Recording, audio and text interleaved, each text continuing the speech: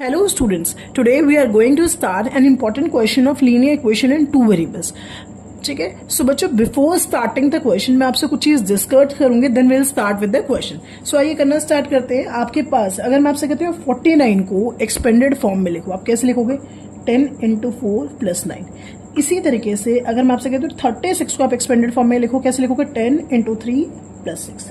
Similarly 32 को आप कैसे लिखोगे? 10 into 3 plus 2.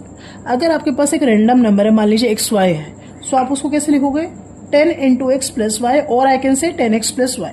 Similarly if I talk about y x, ठीक है, वाई एक्स को कैसे लिखोगे? 10 इंटू वाई प्लस एक्स. इसी कॉन्सेप्ट पे बेस्ड हमारा बच्चों क्वेश्चन है. आइए स्टार्ट करते हैं क्वेश्चन को. The sum of two digit number and the number obtained by reversing the order of the digits is 121. आपके पास एक नंबर है, 2 डिजिट नंबर है, एक तो उसे और उसको जो रिवर्स करके वैल्यू आ रही है, रिवर्स करके क्या वैल्यू आएगी? yx. उन दोनों को ऐड करके क्या वैल्यू आ रही है आपके पास? 121. ठीक है, as I told you 2 digit number xy को आप कैसे लिखते हो? xy को कैसे लिखते हो आप? 10 इंटू एक्स प्लस वाई, और आई can say 10x plus Y. सो मैंने इस जगह पे ये लिख दिया. सिमिलरली yx को आप कैसे लिखोगे बच्चों? 10 इंटू वाई प्लस एक्स लिख दिया, और इधर आपके पास आ गया 121.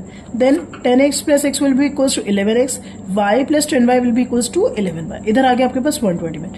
अब मैंने क्या करा? पूरी इक्वेशन से 11 कॉमन ले लिया. ठीक है, सो आपके पास इक्वेशन 1 आ गई. ये अब आ जाता है सेकंड वाली लाइन पे. ये तो हमने यहां से पढ़ा था, ये क्वेश्चन नंबर 1 आ गई. अब सेकंड वाली इक्वेशन कैसे बनेगी? And the 2 digits differ by 3. उस नंबर के अंदर जो 2 डिजिट्स हैं वो एक दूसरे से कितना डिफर करते हैं? 3. पहली बात तो मैं आपसे बात करती हूँ, एक्स वाई के अंदर डिजिट्स कौन कौन सी? एक एक्स और एक वाई है. जैसे 49 के अंदर कौन कौन सी डिजिट होती है? 4 और 9. ऐसी एक्स वाई के अंदर कौन कौन सी डिजिट है बेटा? एक एक्स है और एक वाई है. सो क्वेश्चन में बोला गया इन दोनों का डिफरेंस 3 है. दूसरी क्वेश्चन आपको कैसे निकाले? इन दोनों का डिफरेंस आपका 3 है.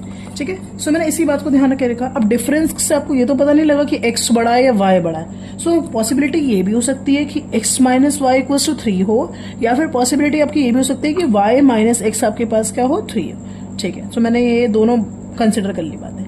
अब क्या करोगे आप? एक बार इन दोनों में एलिमिनेशन लगाओगे, एक बार इन दोनों में एलिमिनेशन लगाओगे. ठीक है, एक बार इन दोनों में एलिमिनेशन लगाओगे, एक बार इन दोनों में एलिमिनेशन लगाओगे. यहां से आपकी एक्स वाई की वैल्यू है, इधर से आपकी बी एक्स वाई की वैल्यू होगी. आपको क्या फाइंड करना है क्वेश्चन में? Find the number. नंबर क्या होता है? 2 digit number 10x plus Y. ठीक है, सो आप 2 डिजिट नंबर क्या आएगा बच्चों आपका?